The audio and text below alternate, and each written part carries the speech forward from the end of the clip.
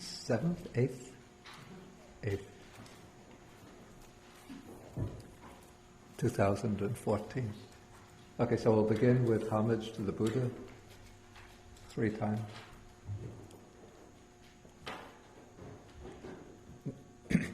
Namo tassa bhagavato arahato samma sambuddhassa.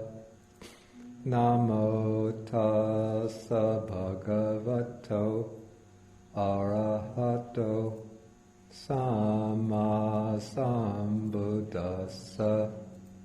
Namo tassa bhagavato arahato samma sambuddhassa.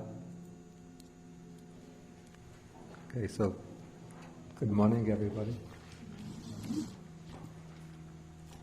Okay, so today we come to Sutta number 120 in the Majjhima Nikāya.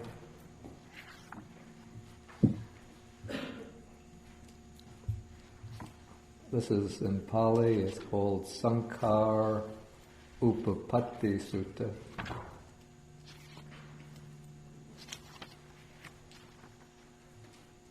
And the translation, the title that was given by Bhikkhu Nyanamoli is Reappearance by Aspiration. But I don't particularly like Venerable Nyanamoli's rendering of Upapatti by reappearance. It seems to suggest that first one disappears in one place and then reappears someplace else. But the word upapatti is always used to signify what we would now call rebirth. And so I would now title this Rebirth by Aspiration, or Rebirth in accordance with one's aspiration.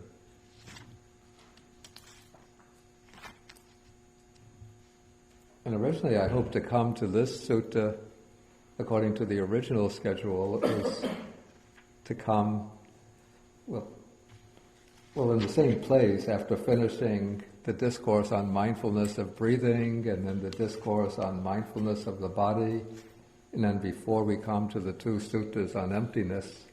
But I thought it would come, according to the original schedule, while we are going from week to week, and it would serve as a little bit like a sort of light interlude between those heavy and more technical suttas.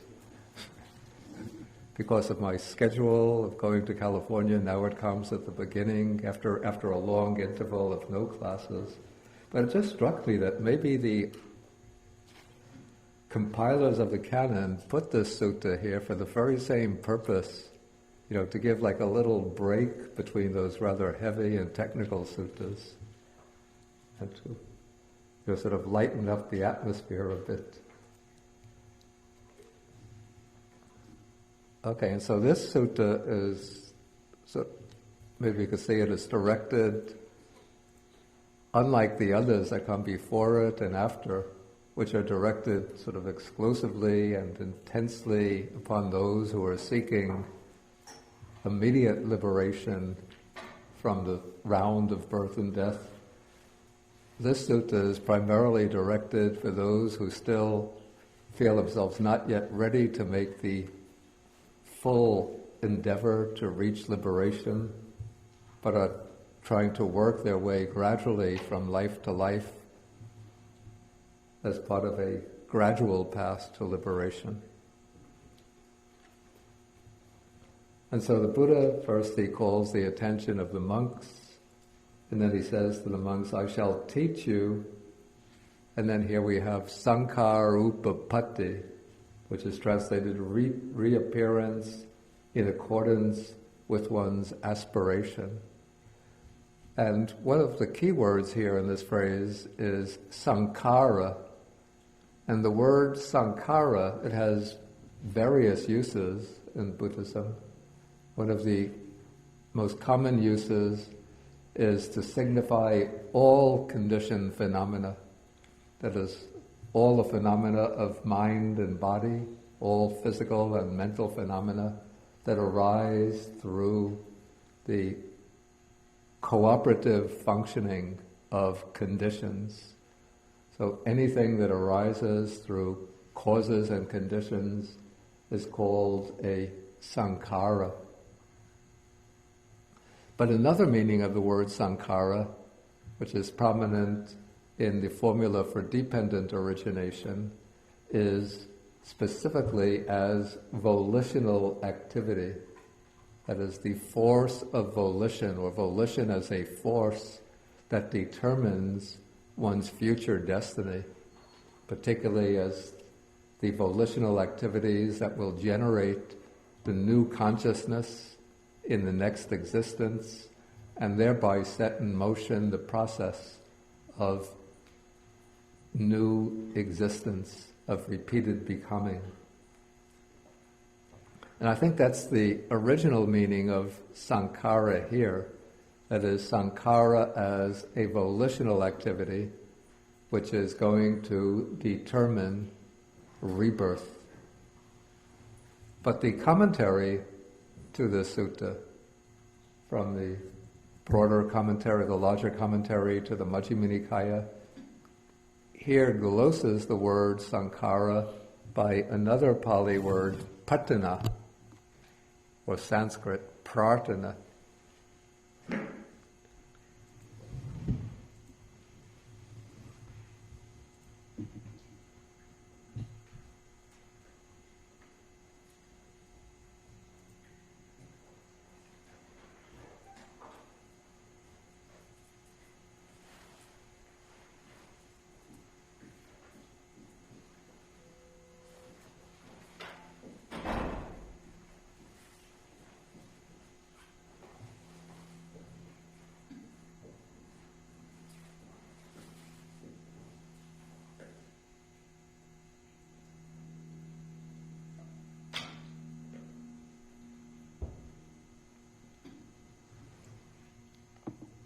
Which can be translated as aspiration.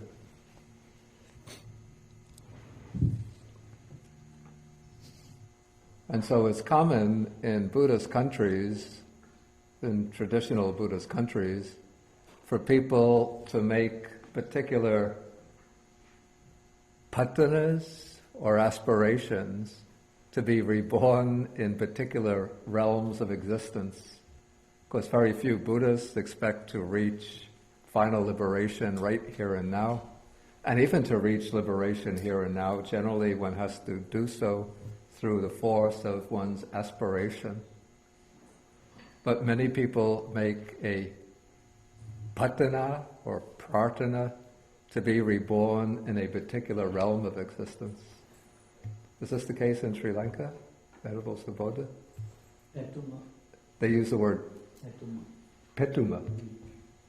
Yeah, so petuma is the singular form of Sanskrit prarthana. Yes, we use prarthana too. You use prarthana too. When people make the aspiration, I hear it at the end of dana offerings, well, actually the beginning, may I be reborn in heaven after heaven after heaven. And then during the time of Maitreya Buddha, may I be reborn in a good family here on earth and come into contact with Maitreya Buddha and hear his teaching and realize the paths and fruits.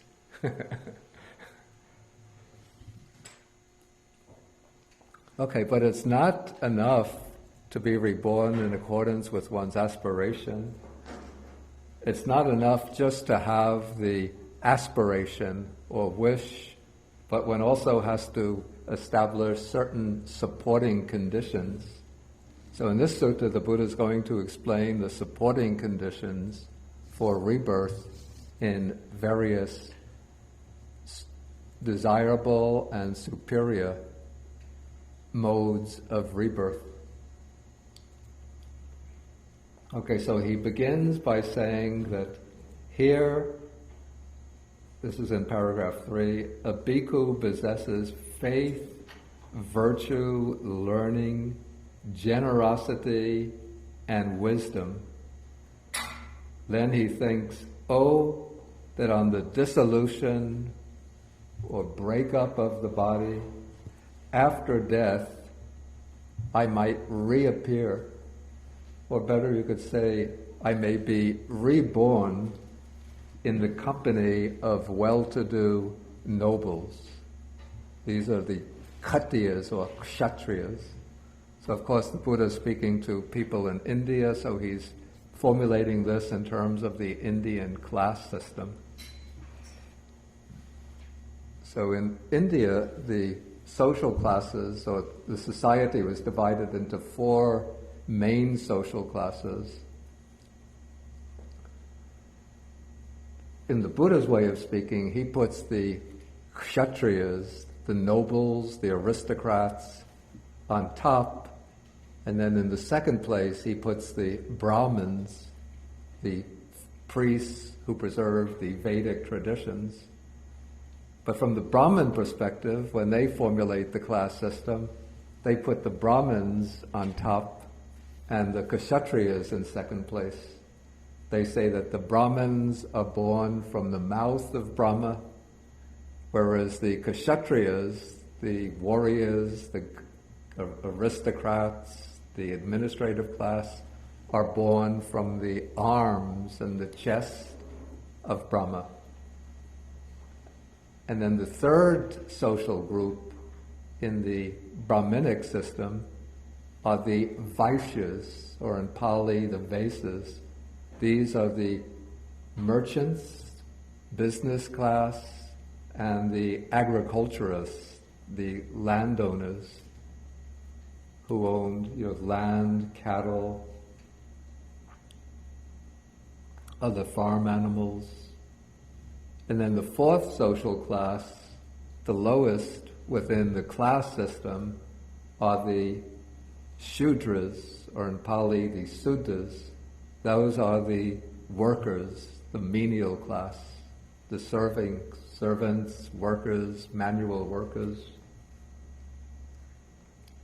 And then below the Shudras are those who are outside the class system. Those are the ones who are called the outcasts,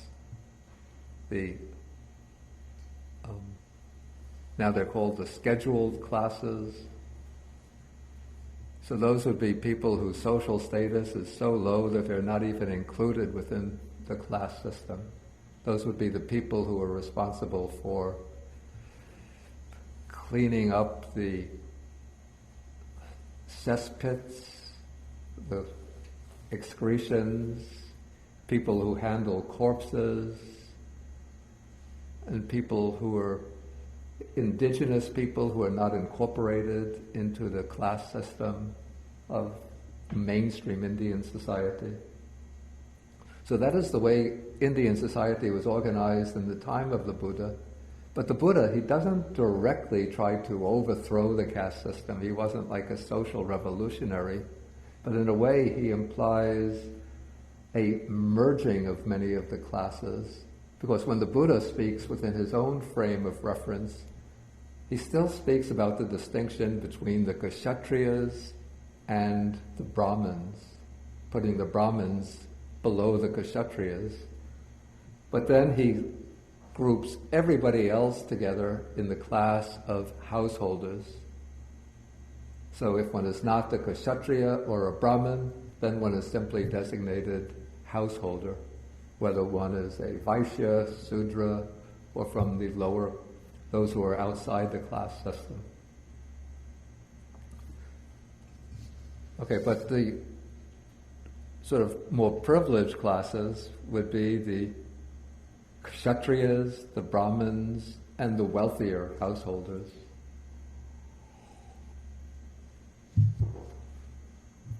Okay, so the Buddha begins here with the Kshatriyas, the class of nobles or aristocrats. And so a bhikkhu might form the aspiration that after death I might be reborn in the company of well-to-do Kshatriyas. It seems a little suspicious to me that the Buddha would be telling a monk to aspire to be reborn in a family, even a family of aristocrats. Because normally monks who don't expect to reach liberation in this life, form the aspiration, may I, in my next life, have sort of the primary aspiration is, may I have the opportunity to encounter the Buddha's teaching early in my life and have the opportunity to go forth and become a monk again.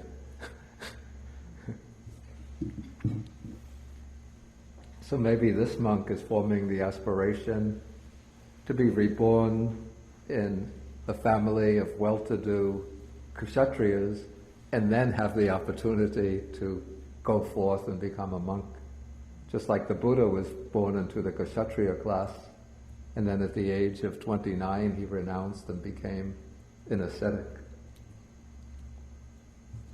Okay, so first one thinks in this way, or one forms the wish, such a wish, but now just having the occasional wish is not a powerful enough supporting factor. And so the Buddha continues and says, he fixes his mind on that, resolves upon it, and develops that wish. So in other words, in order for that wish to become strong enough, a strong enough factor, so that it might determine the mode of rebirth, one has to empower that wish by repeatedly turning the mind to it, by consciously formulating that aspiration, and by making it a kind of fixed determination within the mind. This is a little bit like if one wishes to dig or to create a path through the woods so that one can easily say that there's a house, a woods, and then there's a pond where one can go swimming or enjoy the scenery. It's not enough just once in a while you go through the woods in one place, another time you go through the woods in another place, another time you go through the woods in still a different place. But you have to keep on going through the woods in the same place each time, maybe with a machete through which one could cut away the thickets and the undergrowth. And in this way, one is creating, each time one goes, one is creating a wider and wider path through the woods, so that after some time, whenever one wants, one can go through without having to struggle with the undergrowth and the thickets and the thorns and the vines, but one can just walk easily through that woods and get to the pond. And so this is, in a way, it's like creating a groove within the mind, a groove which becomes stronger and stronger, so that it becomes a fixed, powerful determination. And so what will then happen at the time of death is that this determination will come to the surface of the mind, and it sort of mobilizes all the other forces within the mind.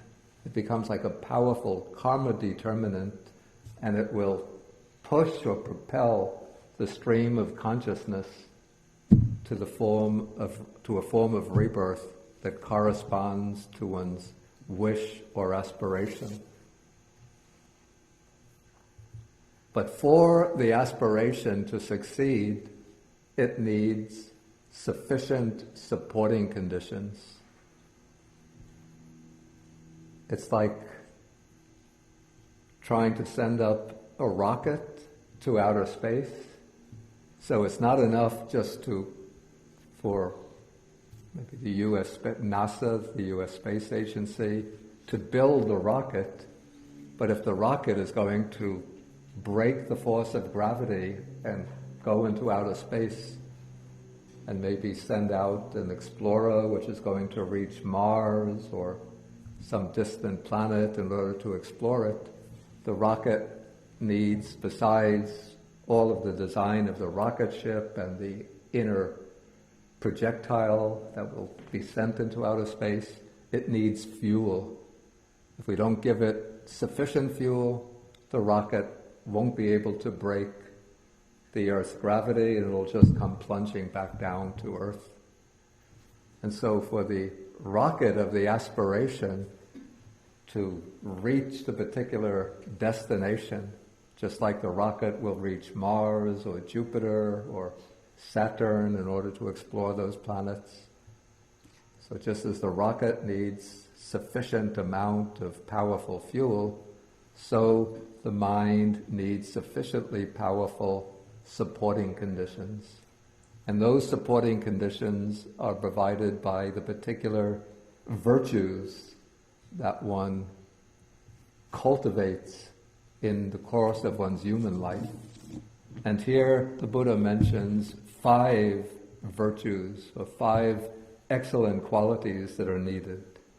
These 5 good qualities are faith, virtue, learning. Then the word is translated here, generosity and wisdom. And let's look at these a little bit, each of these. First, faith here doesn't mean simply what we call blind belief, but it means, I prefer to sort of gloss the word faith by trust and devotion. And so this, in the case of the monk, a bhikkhu, or could be a nun, the bhikkhuni, it will be faith in the sense of trust in the triple gem, in the Buddha, the Dharma, and the Sangha, accompanied by spiritual devotion to the triple gem. And so you could say that faith encapsulates the emotional side of the spiritual life.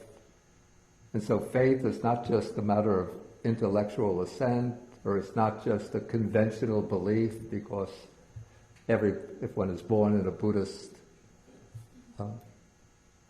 community, because everybody else accepts Buddhism. But this means that one has investigated the teaching, and so one appreciates the virtues of the Buddha, the excellent qualities of the Buddha. One has a deep devotion to the Dharma. One has respect and reverence for the Sangha, and one makes this faith and devotion one of the foundations and sort of centers of one's spiritual life. And then this is expressed through taking refuge in the Buddha, Dharma, and Sangha, and in especially contemplating the excellent qualities of the Buddha, Dharma, and Sangha. And so we have in the Buddha's text, the excellent qualities of the 3 jewels come down in the form of certain formulas. Like for the Buddha, we have the formula that goes iti piso bhagava, that he is the blessed one, the arahat, the perfectly enlightened one, the one who is endowed with knowledge and conduct, and so forth.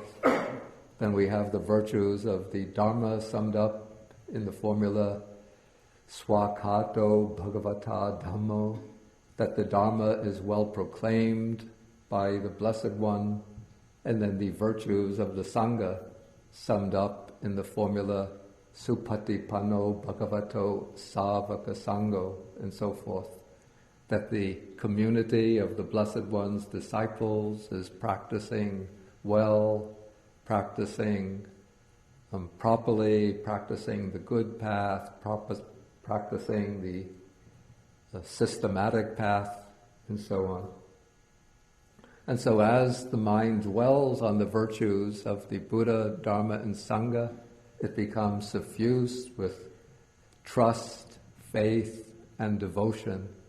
And that faith and devotion dedicated to the 3 jewels generates a great amount of wholesome karma or merit, which becomes one of the supports for rebirth in accordance with one's wish or aspiration.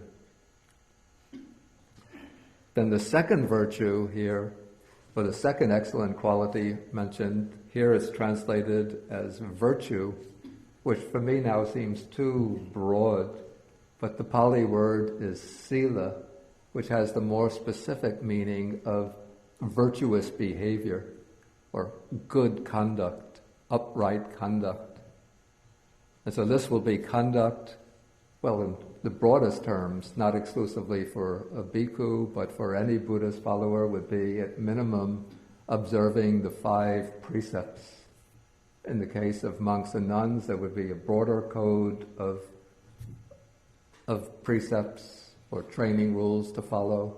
But the basic purpose of the training rules is to engender within oneself, within one's mind, the disposition towards virtuous types of behavior by abstaining from killing and instead developing kindness and compassion towards living beings, by abstaining from stealing and instead living honestly and in practicing contentment,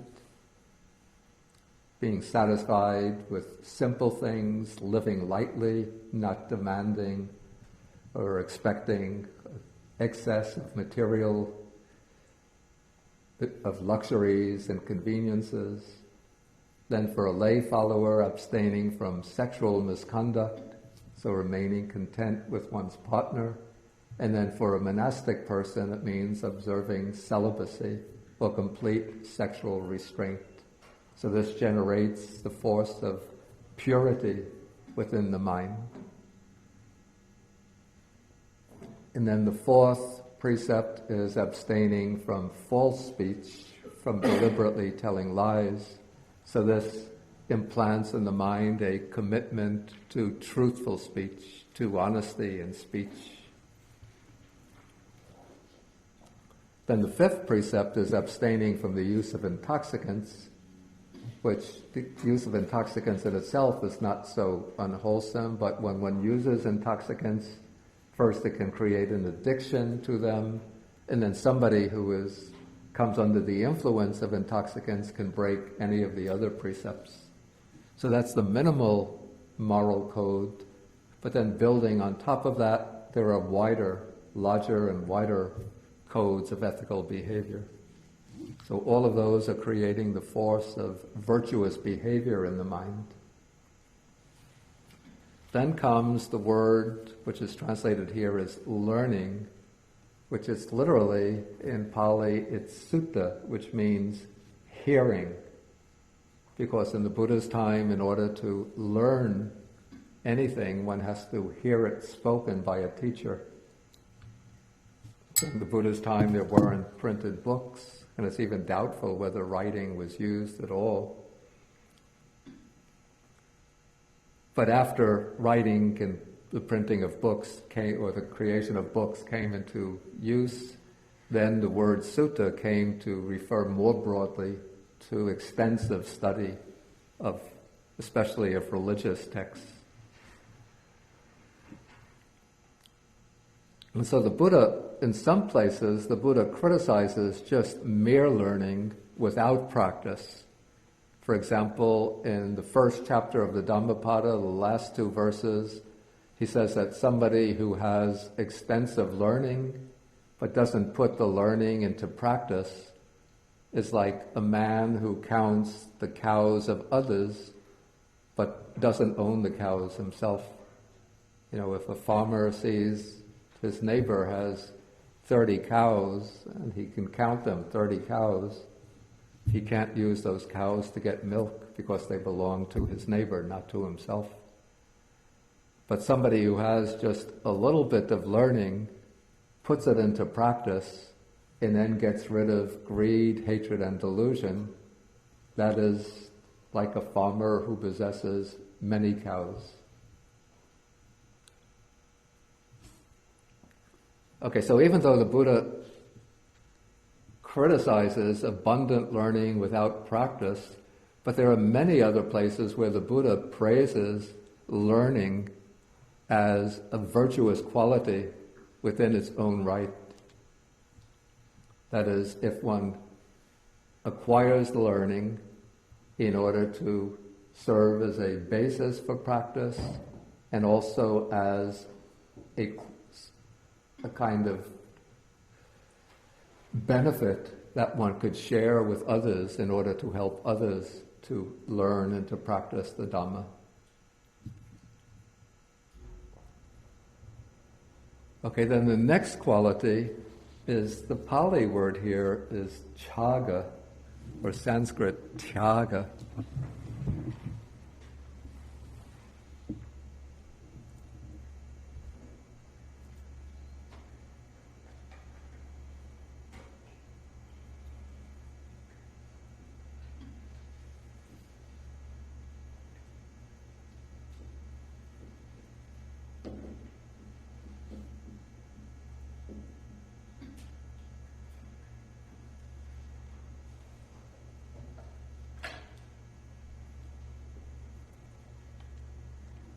The word actually has two meanings, or two nuances. One nuance is that of generosity. So chaga we might consider to be the psychological counterpart of dana. The word dana means giving, and it refers most specifically to the actual act of giving, as well as to the object itself that is given. And then chaga is, as I said, the psychological counterpart of that. That is, it's the disposition to give. So in English we would render that as generosity. So a person who has chaga as a disposition of the mind would be one who is inclined to practice dana, to practice giving, and to give generously, to give abundantly. So that is one nuance of the word chaga, but the word has another nuance, which I think is more prominent in the Sanskrit counterpart, tyaga, and that is relinquishment or renunciation. The ability to give up things that one cherishes, things to which one is inclined to cling. And so the emphasis here is not so much on giving things to others in order to help them, to benefit them, but on giving up the things to which one is attached in order to gain freedom from attachment.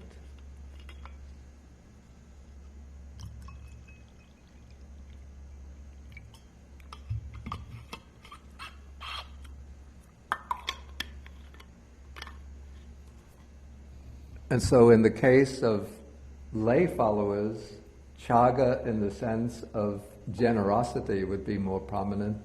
In the case of monastics, chaga in the sense of relinquishment would be more prominent.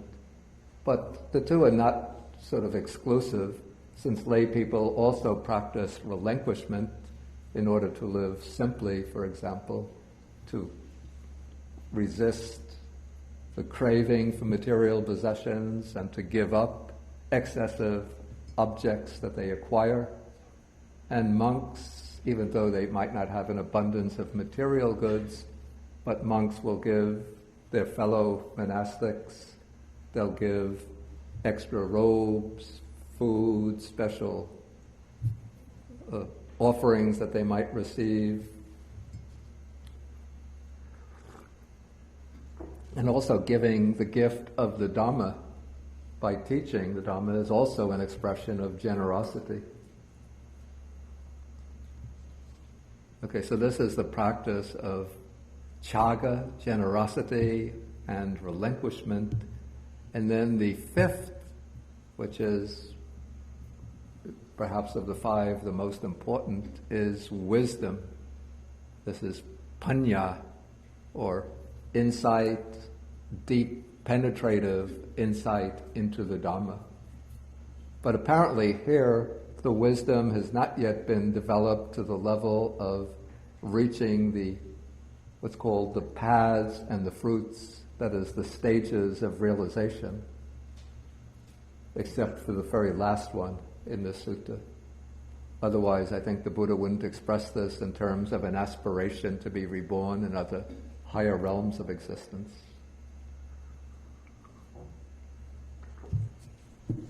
Okay, so this passage mentions two things necessary to be reborn in accordance with one's aspiration. One is possession of these 5 virtuous qualities, these 5 excellent qualities. The general word used in Pali for excellent qualities or virtues is guna.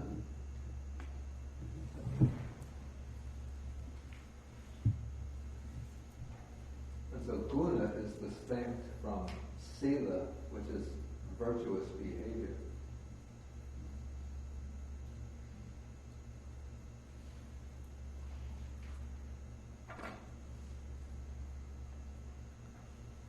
The guna is what's translated into Chinese as gongde.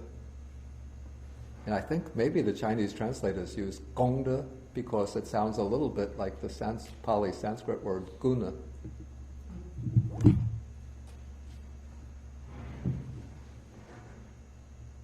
Because gong by itself means something like effort, doesn't it? And then gongde, de is virtue. So gongde is effort at virtue.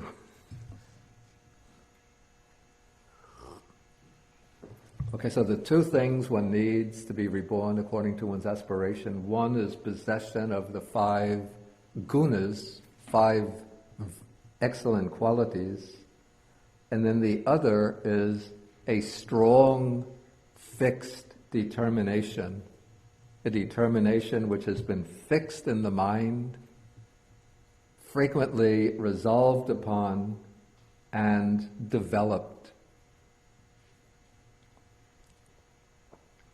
If one has the virtuous qualities but doesn't form the aspiration, then one will simply be reborn in accordance with one's karma, but not in any definite place, in any definite mode of rebirth.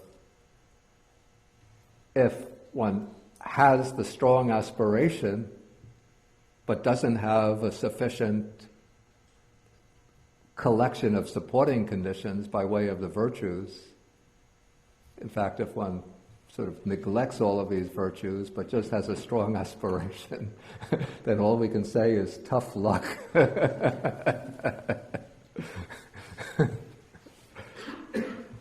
Maybe this is the common in the Buddhist societies.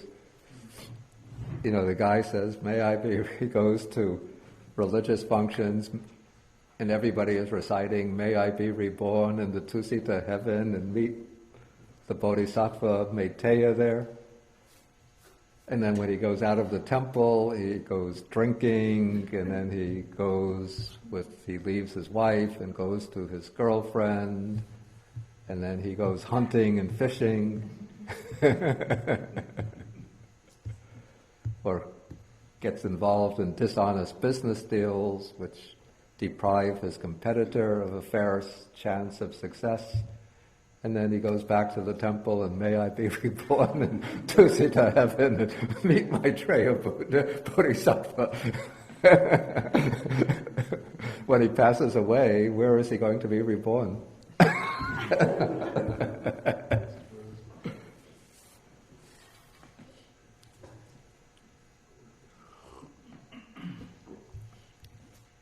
It's like building a very beautiful rocket ship and they put water or kerosene in the fuel tank and then they light it and it's just going to burn up and the rocket will collapse. Okay, so he fixes his mind on that, resolves upon it, develops it. Okay, so then the Buddha says, these aspirations and this abiding of his, I think by the abiding of his means frequently dwelling in faith, virtue, learning, generosity, and wisdom, thus developed and cultivated, lead to his rebirth there. So this is the path, the way that leads to reappearance or to rebirth there. does this note say?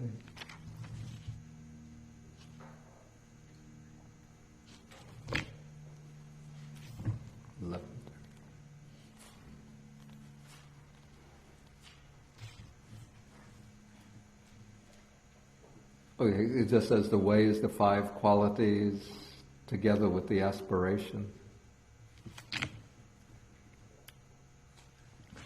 Okay, so this is for rebirth in the company of well-to-do kshatriyas or aristocrats. Then come the next two passages are concerned with rebirth in the company of well-to-do Brahmins and the company of well-to-do householders. Okay, next passage is concerned with... Now what follows in the sutta is going to take us on a kind of tour through the different realms of existence, the higher realms of existence, in the Buddhist picture of the cosmos or universe.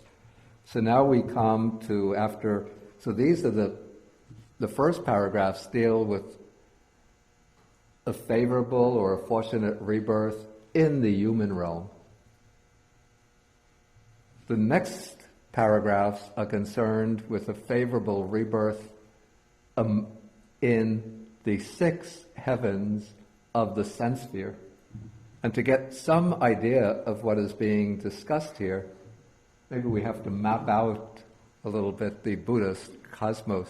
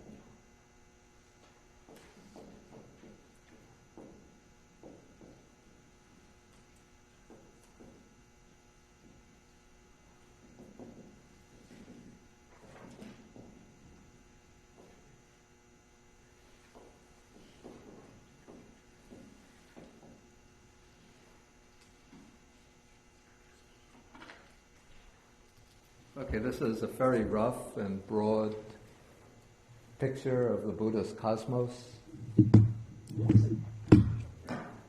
And so we have 3 realms of existence. These are the sensual realm, or sometimes it's called the desire realm. And this is subdivided into the bad destinations and the good destinations. Those of you who came for the Abhidhamma course and you have the Abhidhamma book, you have a chart showing this in detail in the comprehensive manual of Abhidhamma. So you don't have to worry about taking notes on this unless you want to reinforce your memory. Okay, so the bad destinations are usually mentioned, 3 bad destinations. That is the hell realm, the realm of the animals, the animal kingdom, and then the realm of the afflicted spirits, sometimes called hungry ghosts. And then in the sensual realm, there are 2 good destinations. One is the human realm. Sometimes it's hard to believe that the human realm is a good destination because there's a lot of misery in the human realm. And then there are 6 heavenly realms of the sense sphere. 6 sense realm heavens. Those will be mentioned here as we go through the sutta. Then above the sensual realm comes the form realm, which is divided into 4 basic layers, and each one has a number of subdivisions. And the form realm is entered through or attained through the jhanas, through the meditative absorption. And then above the form realm is the formless realm, which is attained through the formless meditative attainments. And that has 4 subdivisions. And then beyond all of the realms of existence is the unconditioned state or the transcendent state, which is nibbana, the state of ultimate liberation.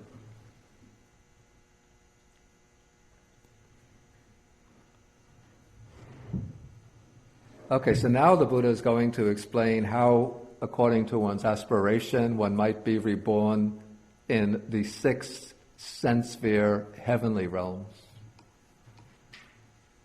And so he starts off with the lowest of these heavenly realms. This is called the heaven of the 4 great kings, the Chatu Maharajika Devas. So somebody might hear that the Devas, the gods in this realm, are long-lived, beautiful, and enjoy great happiness. And so he forms an aspiration to be, or a wish to be reborn in that realm. Then he turns that wish into an aspiration, fixes it in the mind, and then he has sufficient virtuous qualities, and so he can be reborn there. And then the same thing is said about the next, or the other 5 heavens of the sensory realm. There's the Tavatimsa heaven, the heaven of the 33. This is presided over by Sakka, the king of the gods. Sakka is a kind of Buddhist metamorphosis of the Vedic deity Indra, the ruler of the gods. Then come the Yama Devas. Not very much is said about them actually in the Buddhist texts. It's a bit puzzling. Then comes the Tusita heaven. This is supposed to be the heaven presided over by the Bodhisattva who's going to be the next Buddha, Maitreya or Maitreya. And some of the Buddha's eminent lay disciples were reborn in the Tusita heaven, like Anathapindika and Visakha, great generous lay disciple, woman lay disciple.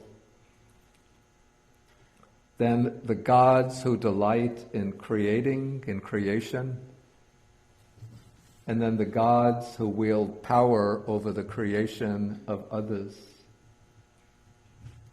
And now, to be reborn in these heavenly worlds, it's said in some other suttas, the supporting conditions are a very high level of development of generosity or giving and of virtuous behavior.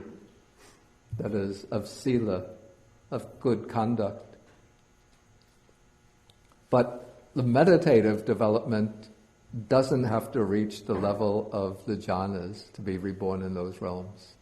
I think somebody who practices the meditation, for example, recollection of the Buddha, Dharma, and Sangha, meditation on the 3 jewels, or who practices the 4 divine abode meditations, the Brahma Viharas, without reaching the level of jhana, will be developing very powerful, wholesome qualities of mind. And those wholesome qualities of mind will be the kind of psychological counterpart of the devas in those realms.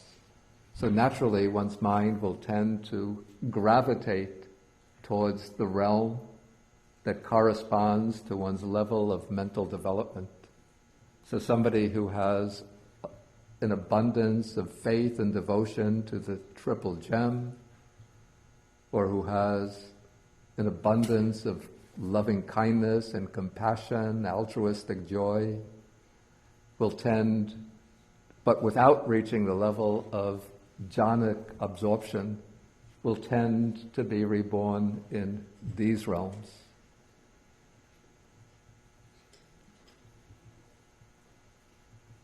If somebody practices the meditation on maybe even the Kasina meditation or mindfulness of breathing without reaching jhana, perhaps that will lead also to this realm.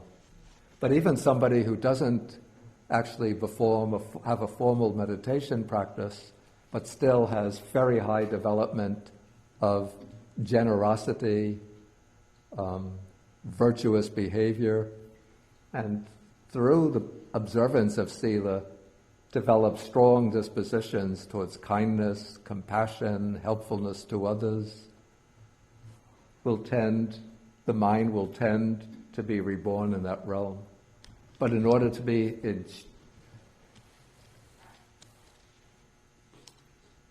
be more certain of being reborn in one of those realms, one would have to, or one should, fix the aspiration on being reborn there. If not, then it's possible that just because one's been a human being with many natural human dispositions, the mind might tend back into the human realm.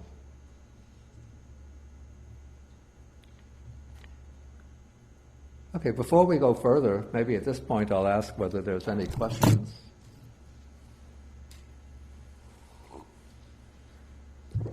Yes, please. Not so much a question, but I see... It's good if you take the microphone. Oh, sure.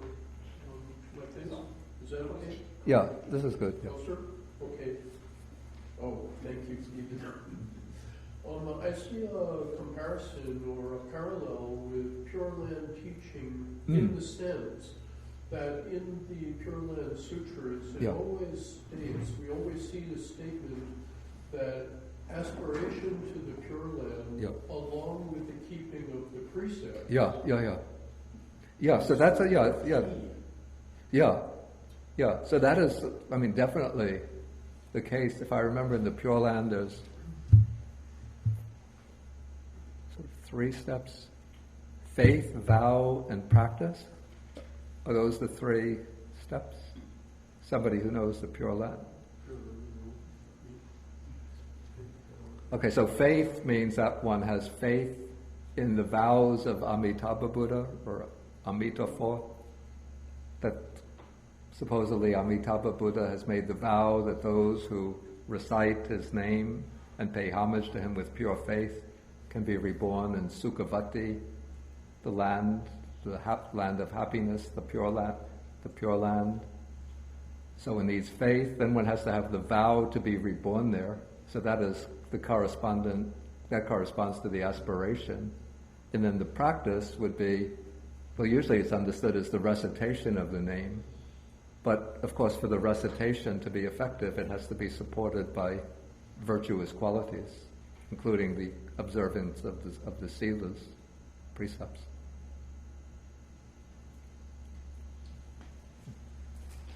Your name is? I am Deborah. Okay, Deborah. Okay. I keep pondering why any of the bhikkhus that the Buddha is addressing, or any of us, would want to aspire to rebirth in anything less than total deliverance from the highest state. What would motivate, or what was the Buddha possibly thinking that people would want to be reborn into other different or possibly lower? Yeah, actually, this is a good point. And now somebody who is following the Buddha's teaching would not be aspiring to rebirth, say, into these heavenly realms taken as a final goal in itself. They would still, because they have panya, or wisdom, so they have an understanding of the teaching, which means that they would understand that Nibbana is the state of ultimate deliverance, and so their ultimate goal would be Nibbana. But, and this is probably the case with the great majority of both monastics and lay people today, they don't see that they have sufficiently strong, wholesome roots or wholesome qualities to reach Nibbana right in this present life. And so as a kind of temporary way station, they'll be aspiring to be reborn in a good destination in order to meet suitable conditions for continuing the practice up to the point where they can reach liberation. And now there's sometimes a misunderstanding. Your question reminds me of a common misunderstanding amongst Buddhists, that it's only possible to practice the Dharma and to make progress in the human realm, and that the heavenly realms are sort of just pleasant detours which are useless in terms of the ultimate goal.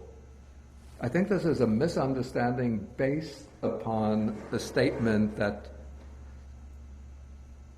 a person will only achieve Buddhahood only in the human realm, which is a statement which is made in the text. And that is the case because the human realm, you see, when a person achieves Buddhahood, that person doesn't have the teaching of the Dharma already available to them. So they have to discover the Dhamma on their own without any external guidance, without a path that's already mapped out for them. And so in order to achieve Buddhahood, they have to realize the Four Noble Truths.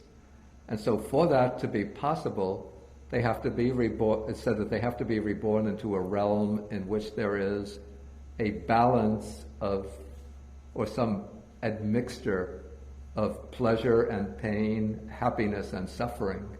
If they're reborn in the lower realms, then there's too much suffering there, so they can't realize the truth there and gain liberation.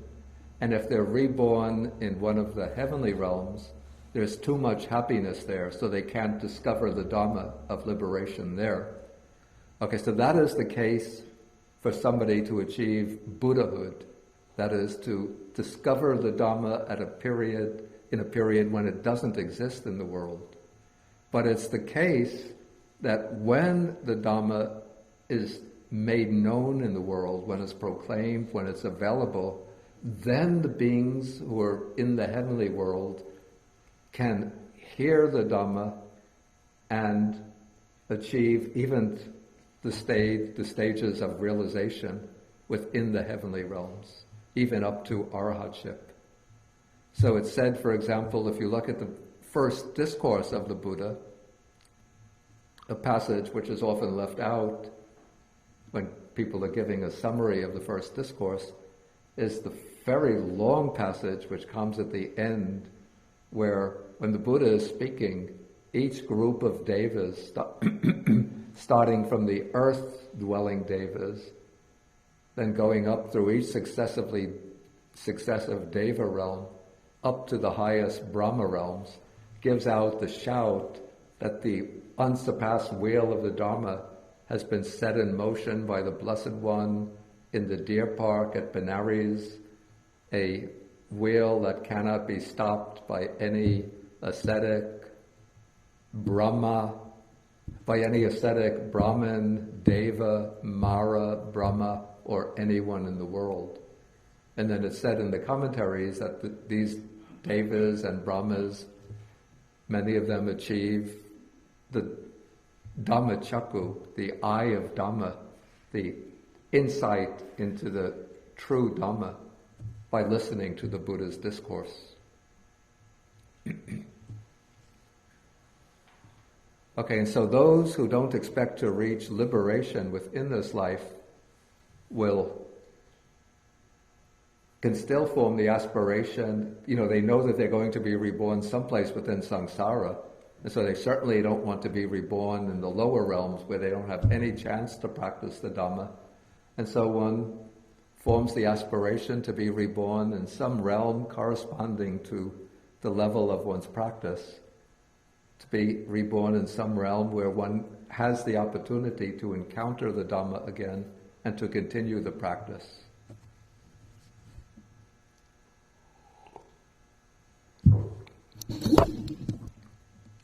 And so you see, sometimes even at the end of the commentaries, the commentators who have to be very learned and knowledgeable to write these commentaries, and also have very good qualities because they're practicing the Dhamma, they form the aspiration, may I be reborn.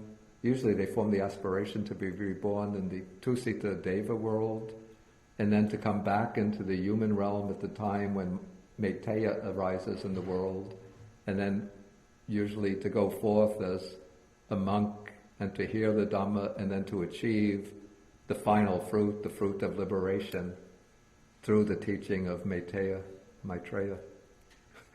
Of course, one would think that they could also form the aspiration to achieve the final fruit under Gautama Buddha.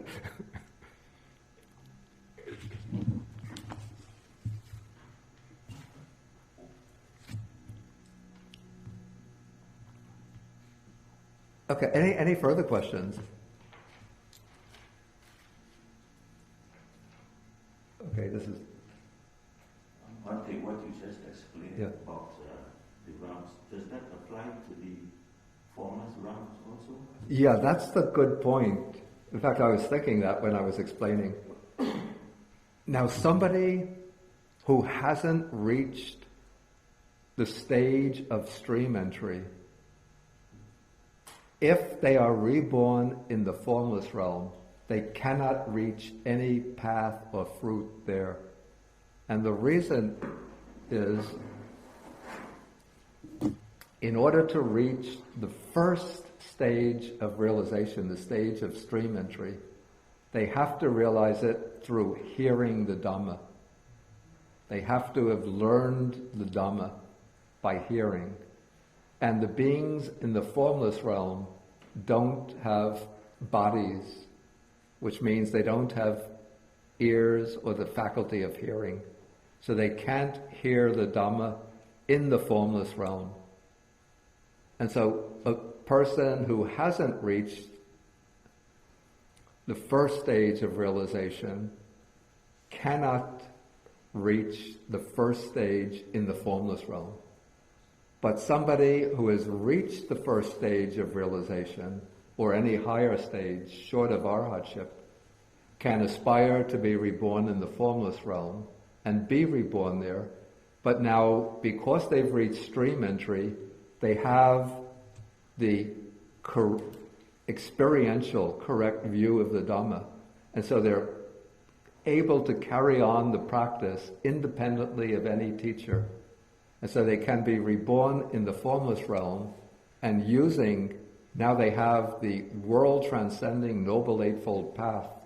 And so they can use that world-transcending path in order to continue to cultivate and to reach arhatship in the formless realm, to reach final liberation in the formless realm.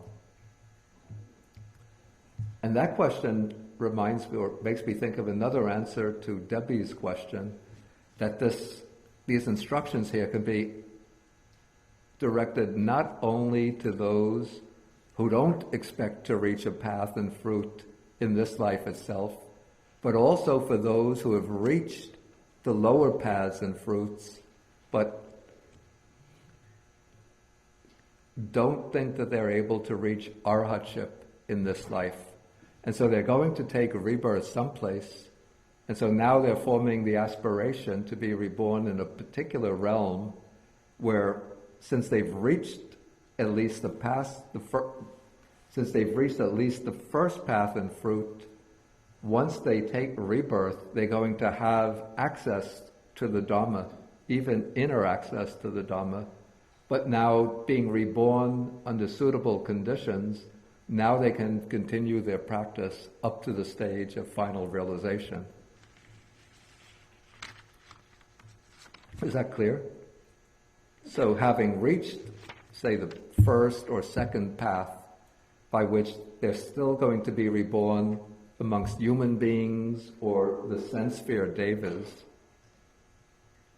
So now they form the aspiration to be reborn under particular conditions in the human realm or in one or another of the realms of the sense sphere devas, in order to continue the practice up to the higher paths and fruits.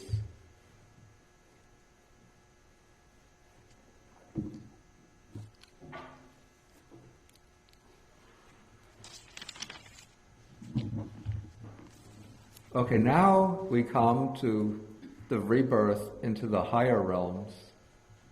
So again, the Buddha starts off by mentioning the 5 prerequisites from faith to wisdom.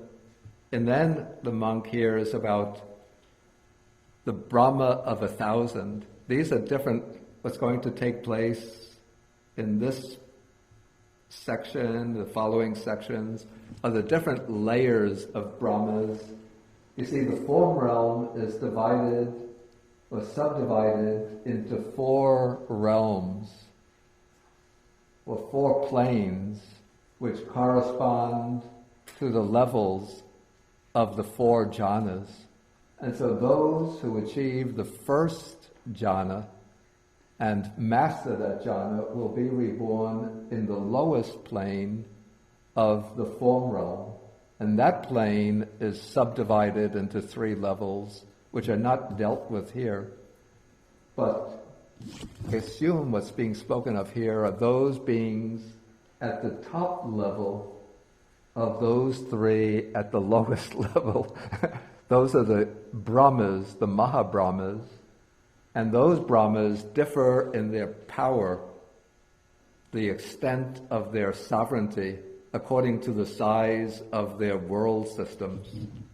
So we start off at the lowest level of the Brahmas who are ruling over a world system of 1,000 worlds.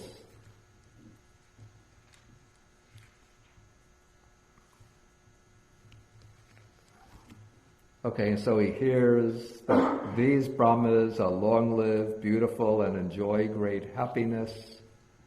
And then he hears that the Brahma of 1,000 abides, pervading a world system of 1,000 worlds. And he abides, resolved on pervading the beings that have been reborn there. The commentary explains what's meant by pervading, 5 kinds of pervading. I think what's important is that he's able to pervade all of these worlds with the light, with his aura, with his glory.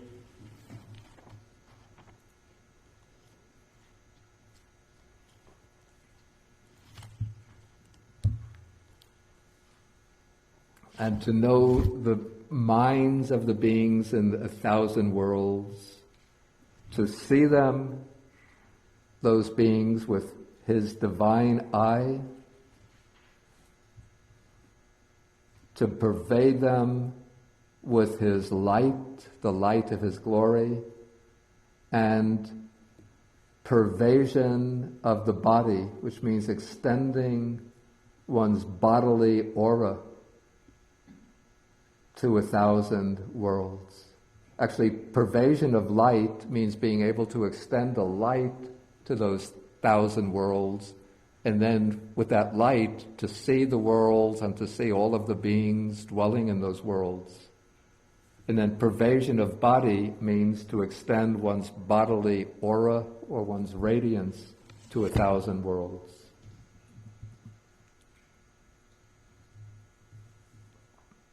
Okay, so the monk hears that the Brahma of 1,000 enjoys such glory, and then he forms the aspiration, fixes his mind on that, and then if his supporting conditions are sufficient, then he will be reborn in accordance with the aspiration. However, to be reborn in accordance with one's aspiration, in addition to those 5 qualities mentioned, one also needs the first jhana, and to achieve mastery over the first jhana. Because rebirth in the Brahma world, that's part of the form realm, which is beyond the sense sphere realm. And to break the barrier which separates the sense sphere realm from the form realm, one needs the attainment of the jhana, the first jhana.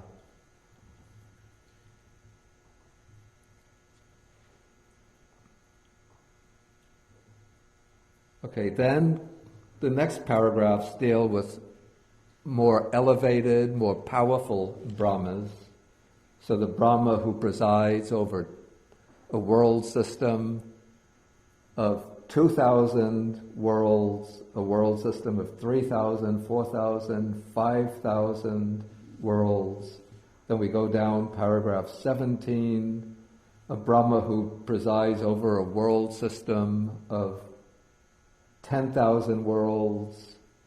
Then paragraph 18, the Brahma who presides over a world system of 100,000 worlds.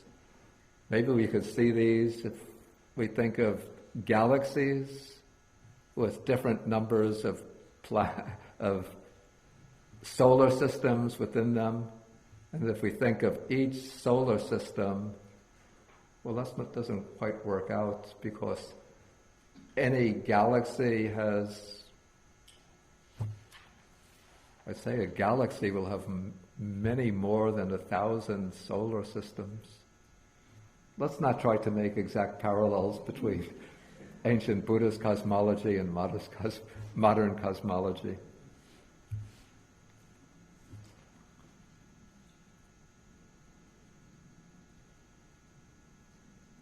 So just think of it in terms of ancient Indian cosmology, but we could think of a world system as like a galaxy, and within that galaxy there are a certain number of worlds, say worlds with intelligent life, and those would be the worlds that constitute that galaxy.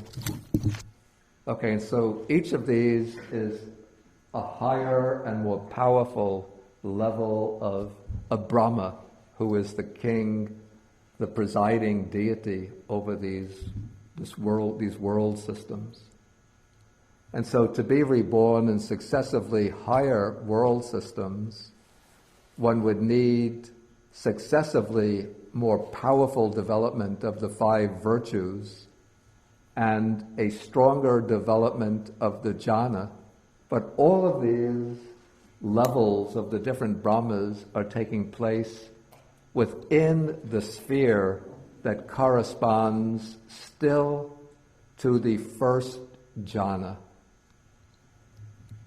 Because when we come to the next passage, starting with 19, now we come with the gods of radiance, the gods of limited radiance, the gods of immeasurable radiance, and the gods of streaming radiance. Those are the realms, or those are the planes within the form realm that correspond to the second jhana. And according to this gets a little technical, according to classical Buddhist cosmology, the gods of radiance don't constitute one separate plane, but that's just a general term for the gods of the next 3 planes, the gods of limited radiance, the gods of immeasurable radiance, and the gods of streaming radiance. So there seems to be a little bit of a disagreement here between the cosmology in the Buddha Sutta and the later systematic form of cosmology. which eliminates gods of radiance as a separate realm, and as I said, just treats it as a general term for the gods of the three fixed planes of limited radiance, immeasurable radiance, and streaming radiance. So those three are taken to be the three planes that correspond to the second jhana. Then come three planes, then come the planes that correspond, the planes of the gods that correspond to the third jhana. Those are the gods of glory, gods of limited glory, gods of immeasurable glory, and gods of refulgent glory. So in the suttas we have 4 planes, but in the developed Buddhist cosmology of the Abhidharma and the commentaries, the gods of glory are interpreted to be not a separate plane, but just a general term for the gods of the 3 planes, the gods of limited glory, the gods of immeasurable glory, the gods of refulgent glory. And those are the 3 subplanes that correspond, those are the names for the 3 subplanes or subdivisions that correspond to the third jhana. So those who reach the third jhana and have the requisite excellent qualities can be reborn in those planes. Then for the 4th jhana, we have 1 plane that corresponds to the 4th jhana for those who are either worldlings or stream enterers or once returners. And this is called the gods of great fruit. So those, whether one is a worldling, a stream enterer, a once returner, if one has the 4th jhana and the supporting qualities, the 5 supporting qualities, then one can be reborn in the realm of great fruit. Now those who become non-returners, that is, who reach the third fruit of or third stage of realization, the third fruit of the path, those will be reborn in what are called the pure abodes. These are realms reserved for non-returners. Only non-returners can be reborn in those realms. And in those realms, non-returners achieve arhatship. So those realms can be populated by non-returners or by arahats, not by anybody else. And there are 5 of these planes which make up the pure abodes.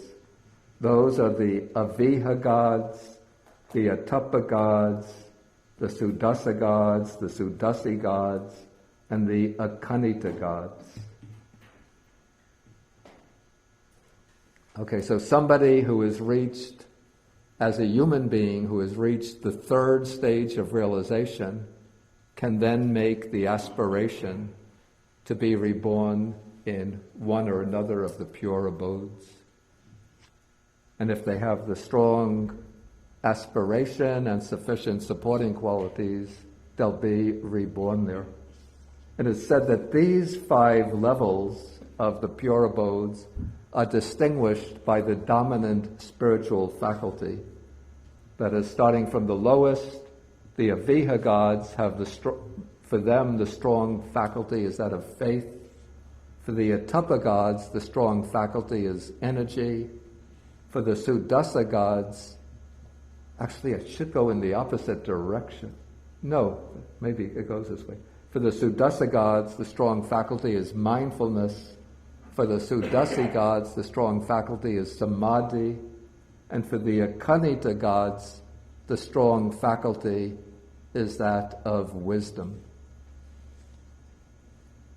But that is said in maybe a sub-commentary, so I don't know how authoritative it is. Okay, now the next passage takes us, for those who are aspiring to rebirth in the formless realms. And this, according to Osman's question, seems a little bit strange to me, that somebody would be aspiring to rebirth in one of the formless realms unless they've reached some stage of realization as a human being. Because if they're reborn in the formless realm, then, and they haven't achieved any stage of realization, then they have to spend so many aeons. Of course, they enjoy there the peace, the equanimity, the serenity of those realms. But after that period of time comes to an end, then they come back either into one of the Deva realms or the human realm, empty-handed, so to speak. They don't have any realization. And notice in the description of the gods of these realms, it says that they are long-lived, long-enduring, and enjoy great happiness. But one word is dropped out of the description. What is the word? From the description of the other deities? Beauty? What is that? Beautiful. Because they don't have physical bodies, so they can't be described as beautiful. Instead, it said that they're long-lived, long-enduring, and enjoy great happiness. Okay, but the Buddha is explaining even the path that leads to rebirth in those realms, even though those realms are in a sense a dead end.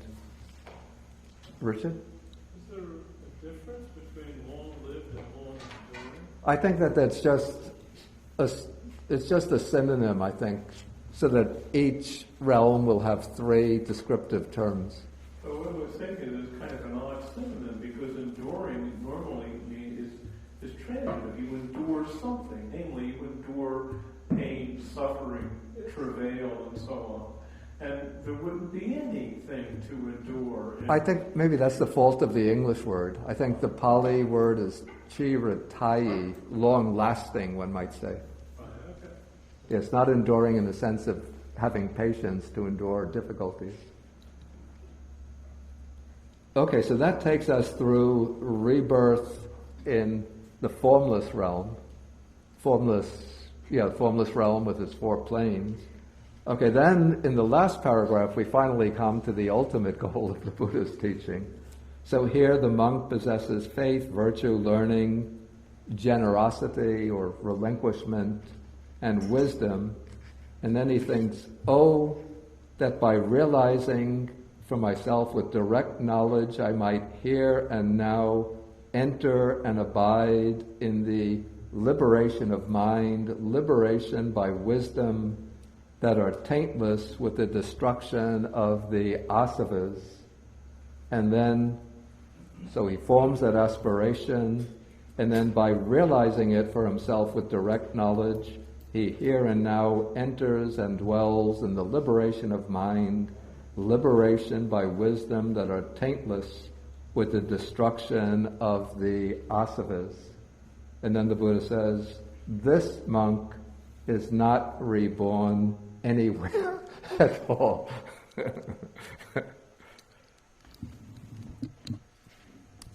Okay, and then that takes us to the end of the sutta. So any questions on the sutta or any comments? Yes, If they're not reborn anywhere, then where are they? Yeah, please take the microphone. If they're not reborn anywhere, Yeah. then it's nothingness, nowhere. And empty? It's empty in a sense, but it means that they achieve what's called the nibbana element without residue. So Yeah. they're born in nirvana then? It's not a state of rebirth, because rebirth implies that, excuse me? It's a state of mind? Well, after achieving the final nibbana, the continuum, you see, what we call body and mind are just a process of bodily events or physical events that constitute the body and mental events that constitute the mind. And so what we think of as myself is just this continuous process of co-arisen process of bodily and mental events arising and passing away. And so with the attainment of final nibbana, then there's no more arising of body and mind. But it doesn't mean, we think of it from the Western standpoint, if there's no body and mind there, it must be nothingness, just complete zero. But from the Buddha standpoint, what lies beyond body and mind is the state of ultimate freedom, peace, bliss, serenity. Even though bliss and serenity are usually mental experiences, but this is something which transcends mental experiences. This is nirvana or nibbana, the state of liberation.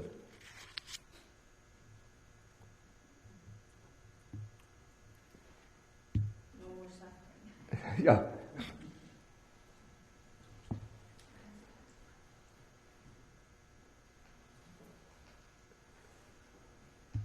Hi. Yeah. The immaterial world, are they physical location or is it some kind of mind state accessible to the meditator? Say if someone who's in the middle of a formless meditation. Okay, if somebody as a human being, achieves a formless meditative absorption, they still have the physical body, and that their mind is within the meditative absorption of that state. Say, the attainment of boundless consciousness, the state of boundless consciousness. So as a human being, they still have the body, but as they're sitting there in meditation, the mind is in the state of boundless consciousness. Now when they pass away, there's no physical plane called the base of boundless consciousness, because it's a formless realm, which means it's a non-physical realm. But it is a particular realm of existence.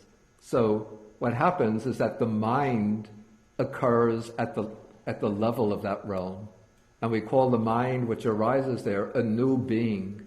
So we say that this being has passed away from the human state and been reborn in the base of boundless consciousness, or the base of infinite consciousness.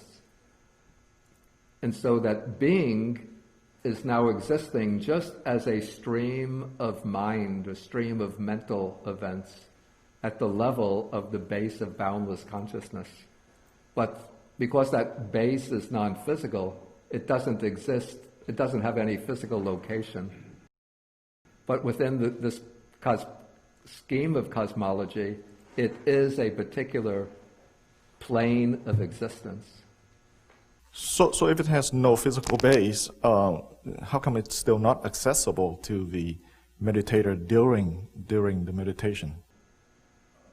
Well, it's not that the base itself is accessible, but the base, the plane of rebirth is the counterpart of the meditative attainment called the base of infinite consciousness.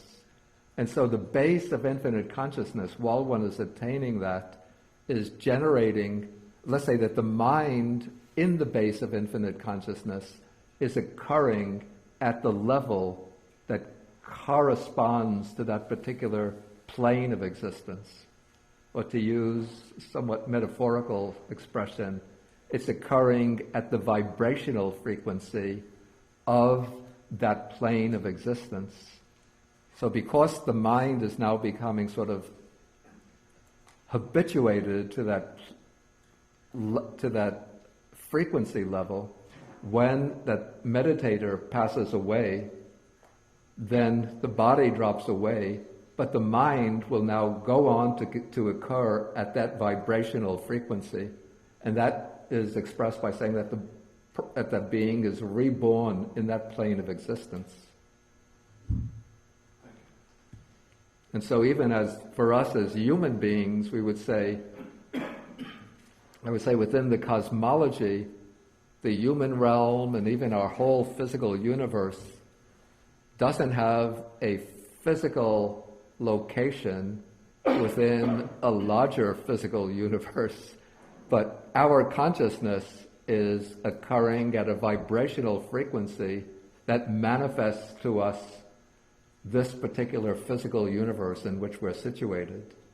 If we were to change, if our level of the vibrational frequency of our consciousness were to change, say one were to go around murdering people ruthlessly, heartlessly, then one would be generating a karma that will lead to the hell realm.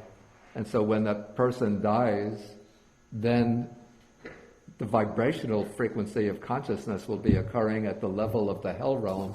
So what will manifest is what would manifest physically is the hell realm. And so the person will see themselves in hell, tormented by tormentors. They'll see other beings in hell. And that's because their consciousness and the consciousness of the other beings in hell are occurring at the hell, the infernal level of the infernal frequency level. If one does very good deeds, very wholesome deeds, so one is to be reborn in heaven, then what manifests in one of the 6 sense-sphere heavens, then what manifests is a heavenly realm that corresponds to the vibrational frequency of the consciousness.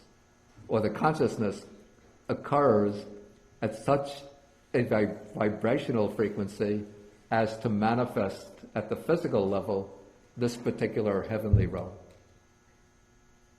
I think we should stop now and we could come back, let's say 12:30, and have then some discussion if we want to discuss this further. So let us end with sharing of the merits.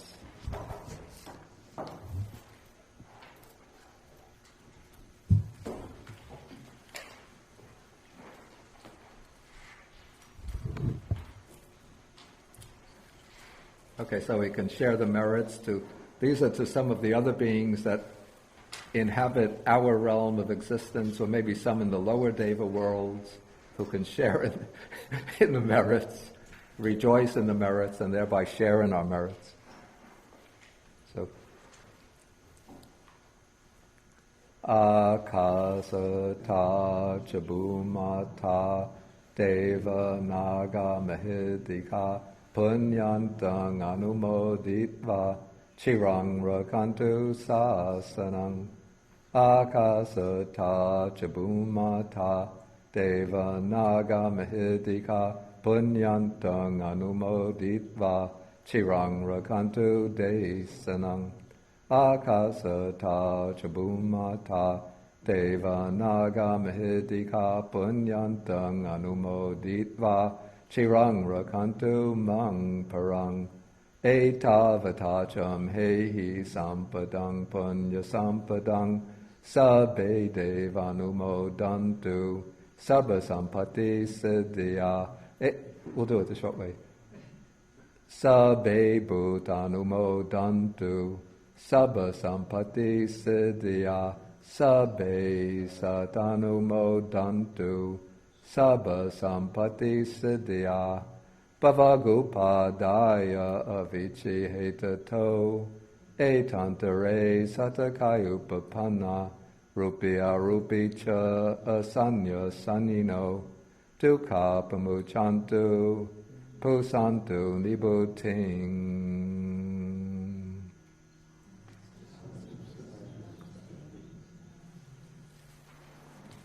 Okay, we could end with 3 half bows to the Buddha.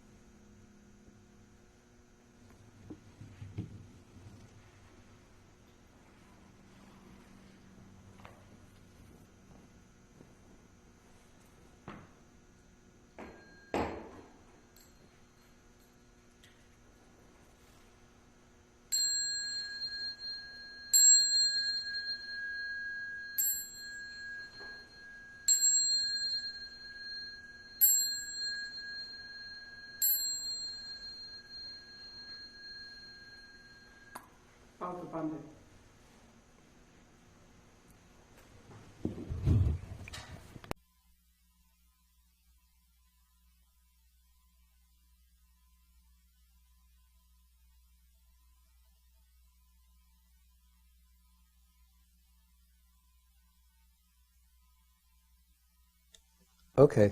Testing. Thank you. So, Bhante, the what you called the Buddha's cosmos, the whole conceptualization of these realms and their structure, is this something that the Buddha realized as part of his enlightenment, or were these historically cultural beliefs prior to the Buddha's time? I mean, it's not said that the Buddha actually realized or saw this cosmos on the occasion of his enlightenment, but it said that the Buddha, with the divine eye, he sees beings passing away and taking rebirth in accordance with their karma. So he must have seen different realms according to which the beings take rebirth in accordance with their karma. And it seems to me that some of the realms are bringing in pre-Buddhistic conceptions, or at least some of the devas or the deities, pre-Buddhist deities, are being brought in and assigned positions within this cosmology. Like I mentioned, the Vedic deity Indra gets assigned becomes Sakka, the king of the Tavatimsa Deva world. Some of the beings that were accepted by the Indian culture of the period, the Nagas, the Yakshas, Gandharvas, get assigned to positions within the heaven of the four great kings. And so, in some respects, it's accommodative, but I'd say that the distinction between like the sense sphere heavens, the form realm, the formless realm, this is quite, to my knowledge, it's quite distinctive of Buddhism, and I don't think we find parallels to this in any of the contemporary spiritual systems. Of course, we have very little information about them.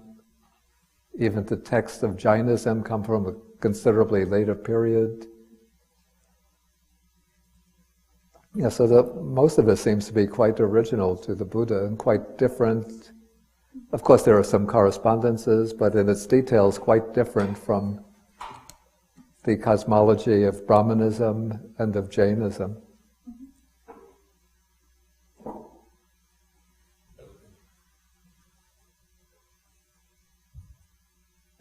Any further?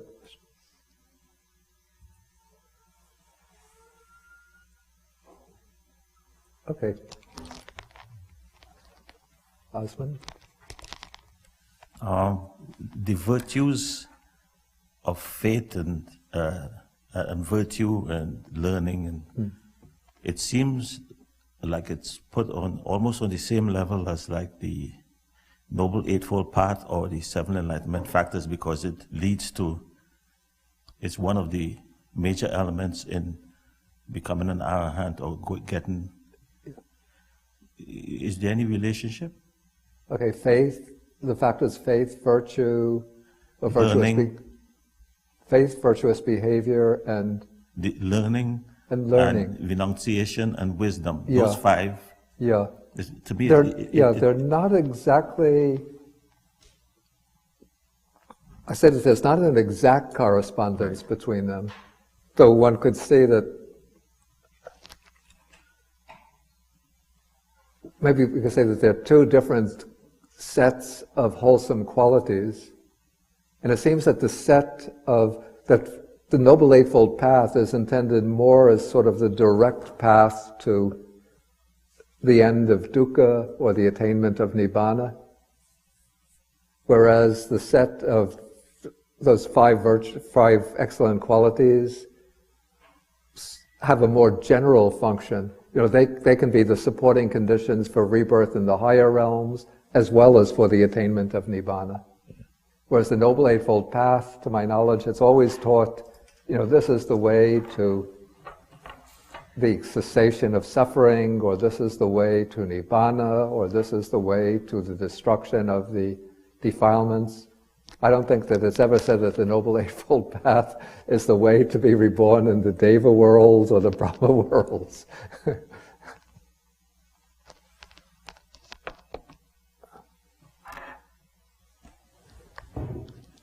Yeah. Hongda, over here.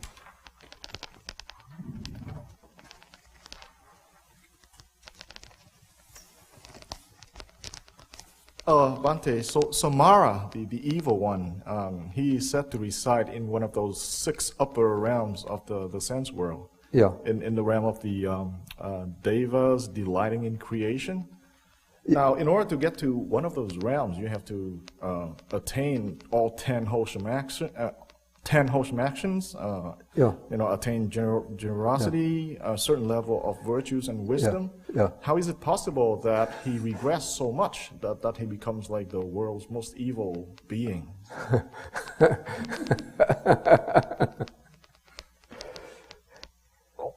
Sometimes one just has to say, I don't know. Okay, Mara, this is, I think, the explanation given in the commentaries.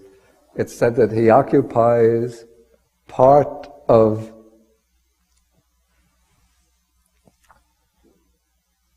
this is the 6th sense sphere, heaven, the sphere or the plane of the gods who exercise control over the creations of others. So it's said that he occupies part of that realm the way a rebel prince will occupy a frontier land on the outskirts of the kingdom of his father. If the prince is rebelling against his father, he'll take possession of part of the frontier or the outskirts of the country and set up his camp there. So it said that Mara has set up camp on the outskirts of the heaven of the gods who control the creations of others. To be reborn in that heaven, it would seem one needs a great deal of merit. So how then does Mara become an evil one who is intent on impeding the spiritual progress of people in the human realm? I don't know. But it seems to have certain parallel with the case of Satan in Christianity, who was originally an angel, Lucifer. Lucifer means this relates to the word light. So Lucifer was originally a god of light who became proud and arrogant and tried to violate, maybe to usurp the position of God. And so he was expelled from heaven and then fell and became the overlord of hell. So that must have mean that until one have reached at least stream entry, even if one is born into like one of the highest Devas realm, there's still no guarantee that one won't fall back. Oh, definitely, yeah. I mean, until one reaches stream entry, one could be reborn in any of the heavenly realms, and then one can fall down and take rebirth and back into the human realm, and then from the human realm down into any of the realms of suffering. Thank you. So it said. Okay, Richard? Wait till the microphone comes. As for that, wouldn't you think that the explanation is essentially historical in the same way that it is with Christianity? I mean, the same way that Christianity took over lots of pre-Christian deities. Yeah. I think in this case, Buddhism is taking over a pre-existing Hindu pantheon. And in earlier religions, when you had a large cast of pantheism, you'd have a god for each particular function. Yeah. And the idea was not so much that a god was good or evil, Yeah. as that a god was effective, and you had to be on the right side of a deity Yeah. in order to get what you needed. That is, you needed the help, the assistance of the god of agriculture for your onions to grow, and you needed the assistance of the god of thunder to get rain at the right time, and so on. Yeah. So my guess is that Mara is simply a Hindu remainder from a god who was effective and not initially regarded as either good or evil, or rather as was ambivalent, that is, was both good or evil depending upon which side of Mara you pleased, right? And so but these beliefs, I think, that is, that more modern religions tend to have to negotiate their way amongst the pre-existing beliefs and deities. And so they kind of pick them up and they change the meanings of them somewhat, but they're not entirely in command of the meanings that people attribute to them, because the people who are converting generally keep a lot of their prior beliefs, and because they have relatives who have those beliefs and so on, and they're enmeshed in a social system that has those beliefs, and so they go on maintaining features of the pre-existing beliefs, right? And the newer religion is forced to adapt itself to those. Yeah. So, to my knowledge, Mara doesn't exist in either the Vedic religion or in any of the earlier developments out of the Vedas, even up to mature, developed Hinduism. It seems to me Mara is a specifically Buddhist deity or figure. No, I haven't. Yeah. I don't have the equipment or the ability to do historical research on the evolution of the idea of Mara. Well, there might be some studies about, but let me just continue. Yeah. And, okay, within the Buddha's text, Mara always serves the function of obstructing the progress of any aspirant for attainment of higher realization or liberation. Initially he trails or follows the future Buddha when he's a bodhisattva, trying to obstruct his effort to reach enlightenment. After the Buddha reaches enlightenment, Mara still doesn't acknowledge this and still tries to tempt the Buddha till he gives up. Mara tries to obstruct other disciples of the Buddha who are making an effort to realize enlightenment. Mara, it said, has the three daughters, whose names are symbolic, of course. Raga, passion; Tanha, craving. I think the third one is rati, sort of sensual delight, or abhirati, sensual delight. Okay, and then the idea that Mara inhabits a particular heavenly world, as I said, this comes in the commentaries within the canonical texts themselves. Mara isn't assigned to any particular realm of existence. He's just a figure who appears on key occasions in the life of the Buddha or in relation to other disciples. Well, the kind of analogy I'm thinking of for instance, is the role of the dove in Christianity. The dove is supposed to be the Holy Ghost, okay? That's a pretty august role for a bird to have, right? But it's not that the idea of the Holy Ghost or the assertion that the Holy Ghost was a dove or, was transformed into a dove or anything like that pre-existed. What pre-existed was a very common idea that gods could be represented as birds, for instance, that Zeus could be a swan and so on, and the idea that the bird that was holy to the goddess Isis, right, in Syria, was the dove. So that Isis had temples that were holy for the dove, and they were covered with these birds in the same way that there are Hindu temples now that are covered with monkeys or with rats. Okay? And so the thing is that it's not that, it's that the image was taken over, with the name was changed. That is, the effort of what Christianity was doing was it was saying, look, we're more powerful than Isis. That is, Isis's animal, her spirit bird, right, is the Holy Ghost, and that's why that bird is holy, and that bird is really on our side, not Isis. So it's a way of co-opting a pre-existing belief and another religion. So you can go on feeling that doves are holy, right, and use it a different way. That's the kind of analogy that I'm thinking of. That is, it's not a literal one. It's the use of a pre-existing cultural belief, right, that enables people to redirect their affections or their antipathies, right, in a way that serves the new religion. Anyway, as far as the origins of Mara, that is an area of which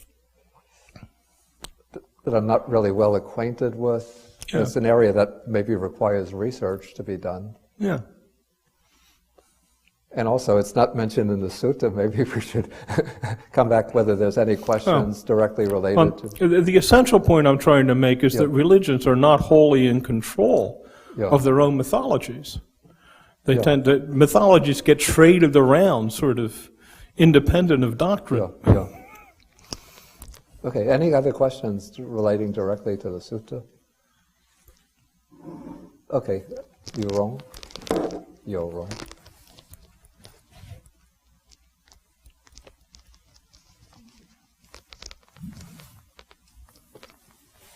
Bande, does the sutra suggest that we should make aspiration for our rebirth according to this path? Yeah, that seems to be the theme of the sutta. So I didn't quite get the question. Because I think on my own, I don't think I'm going to aspire to be a lower realm, a lower sensual realm deity. I don't see why. And if that's the path, it's a long way to go. I have to say, I don't see why anybody would want to, would aspire to become a lower deity either. So as a lesson, we're supposed to take a lesson away from the sutta. I'm not quite sure what the lesson should be, because if the lesson is that I should start, because I know I'm in the human realm right now. So am I supposed to make an aspiration and then say that let me go to the lowest level of the sensual realm deity and then go from there? Oh, I see. Okay, now I see the question. Now, is one supposed to aspire to go in sequence through these different deva worlds? I don't think so. I think the Buddha is offering this as sort of a set of alternative choices that an aspirant could make, but in order so that one could start off, aspiring to become reborn as one of the Brahmas, but in order to fulfill that aspiration, one has to have all of the requirements, which would include, a very mature development of those 5 virtues, and then the attainment of at least the first jhana. What's a little bit puzzling is that if somebody has achieved any of the jhanas, one would think that they would have the supporting conditions or the requisites to immediately aspire to reach the destruction of the asavas, and that one should be able to achieve it. Because it's clear that the sutta would encourage us to develop the guna. Yeah. There's no problem. But it doesn't really say too much about that part. And so it's really, the sutta is about the aspiration. Yeah. And so another conclusion I can get is that knowing that we have to go through this path, we might as well just go to the final one and skip through all the steps and make that aspiration. But then without the sufficient condition, you can't get there either. Of course, one needs a sufficient condition. Right. Yeah. So this sutta is puzzling to me. Yeah. Okay, one could see that for those who don't yet have mature enough faculties to reach the paths and fruits or the stages of realization, that there should be encouragement to develop the 5 virtues and then to aspire for a favorable type of rebirth. But it seems that those who have sufficient development of meditation to be reborn in the level from the form realm up would certainly have a sufficient basis for developing the insight that can lead to liberation. So why bring in the aspiration to be reborn in those higher realms if one has already the faculty of samadhi well enough developed to serve as a basis for the wisdom that will lead to liberation? It's a bit of a... I should change my aspiration as I'm moving further, then it doesn't mean aspiration. It's like I progress in my practice. Yeah. So I reach this level, okay, I change my aspiration, and go to the next level, I change my aspiration. Yeah. So at the moment I die, that running aspiration is direct. But that doesn't mean, isn't aspiration something you have to cultivate and cultivate? Well, the sutta speaks about cultivating it. Right. But if one reaches a higher level in the practice, then I think one would be naturally disposed to change the aspiration to reach the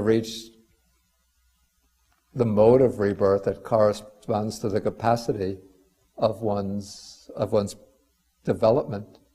For example, let's say somebody is in a lower level management position, and so he's saving up his money and he's thinking, may I get a new Toyota? I'm saving for a new Toyota. And maybe he gets a promotion and now he's getting a larger salary, so he's going to he'll be saving up but not thinking about the Toyota anymore. Let me get a Mercedes-Benz. Maybe he gets promoted to the next level. And is BMW superior to a Mercedes? The same? Rolls-Royce? Or do people buy Rolls-Royces? Cadillac? No. What is beyond the Mercedes? A Maserati or something like that. Okay, so the person he's saving up for the Mercedes, he's in higher management position. Now he gets appointed CEO, so he's going to drop the thought of buying the Mercedes, and now he's thinking about purchasing a yacht or a private plane. So with the position, then his aspiration is going to change. Doesn't sound like the Buddha's path. What I'm describing, or the sutta. Oh. Why not just say, I aspire to be liberated? Maybe that's the point of the sutta, actually. Because the Buddha then, In fact, you could see that almost that this is the kind of ironic approach, an ironic way of advocating the aspiration for liberation. Since the Buddha is saying that when you reach this attainment, then you can form this aspiration, you can aspire to become the Brahma of ruling 1,000 worlds, 10,000 worlds, 100,000 worlds. Then you go through the successive form realms, formless realms. Then at the end, we have the monk aspires, let me be liberated from the taints. Let me reach the liberation of mind, liberation through wisdom, through the destruction of the taints. So this is put higher than all of these other attainments. So it's a way of showing that this is a superior goal, a goal that's superior to all of the other aspirations. It's also related to a question. There's a sutta in the Samyutta. It's Samyutta 55.22. It's Mahanama, Venerable Mahanama asked the Buddha pretty much the same question, because he was kind of concerned that when say if he dies suddenly, what would happen, right? He didn't have any aspiration for any future rebirth. And then the Buddha gave the tree simile. And so like here it says, suppose a tree was leaning toward the east, slanting toward the east, inclining toward the east. When the root is cut, which way would it fall? So it seems like the Buddha said that even if one doesn't have the aspiration, if one fulfill all the virtues and achieve meditation, one would naturally get reborn into a favorable rebirth. But it contradicts to this one. This one says you need to have aspiration. I think this one only suggests that if you have an aspiration, it's not like if you should have an aspiration, right? I don't see whether the Buddha said whether one should have an aspiration. Well, the Sutta to Mahanama just says that because he has developed these virtuous qualities, his mind is going to go higher. But here the Buddha is speaking about an aspiration for particular types of rebirth, or rebirth into particular realms. But then just coming back to the point you made earlier, there is another sutta where the Buddha says, he's addressing the monks, and he said that, let's see how the sutta goes. I think it goes something like, if the wanderers belonging to other sects were to ask you, are you leading the holy life under the ascetic Gautama with the hope of being reborn in a particular Deva world, wouldn't you feel sort of repelled, disgusted, and upset by that? And then the monks say yes, which is the answer that fits the Buddha's expectation. So in other words, the Buddha is trying to emphasize there that the purpose of leading the holy life is not to be reborn in one of the Deva worlds, but to attain the final Nibbana. Okay, I think Richard has something to say. Yeah, well, on the other Richard hand, does not need the mic. On the other hand, if you read this backwards in a way, I think it kind of explains why so many monks would aspire to a better rebirth, because they don't really want to not exist. It's like, you offer this huge variety and expanse of possible subsequent existences, or each of them with magnified power. Here you can rule over 10,000 worlds if you want, and all of that. And it's kind of like, there's some greed involved in all of this. Oh yeah, fine. It's like being a super general, right? Yeah. And then he comes there. Or if you want to be really good, don't aspire to any of these. Just want liberation. And I think at that point, most people balk. They say, well, I like the idea of being better, but I don't like the idea of not existing.